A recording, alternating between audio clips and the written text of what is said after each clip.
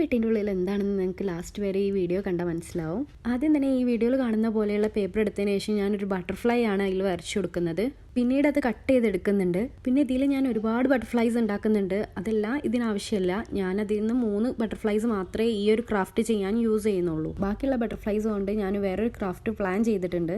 പിന്നീട് ഈ വീഡിയോയിൽ കാണുന്ന പോലെയുള്ള ഒരു ബ്ലാക്ക് ചാർട്ടിൽ നിന്ന് ഒരു പീസ് എടുത്തതിന് ശേഷം ഞാനത് റോൾ ചെയ്ത് കൊടുക്കുന്നുണ്ട്. ഇത് റോൾ ചെയ്തതിന് ശേഷം ഒരു സ്ട്രോ രൂപത്തിലാക്കിയെടുത്ത് അതിൽ നമ്മൾ ഉണ്ടാക്കി വെച്ചിട്ടുള്ള ബട്ടർഫ്ലൈസ് ഒക്കെ ഓരോന്നായിട്ട് ഒട്ടിച്ചു കൊടുക്കുക. ഇതുപോലെയുള്ള 3 എണ്ണം ഉണ്ടാക്കുന്നത്. അതായത് ഒന്ന് കുറച്ച് വലുതും ബാക്കി 2 എണ്ണം ചെറുതും. പിന്നീട് ഞാൻ വീഡിയോയിൽ കാണുന്ന പോലെയുള്ള ഒരു പെട്ടി എടുത്തിട്ടുണ്ട്.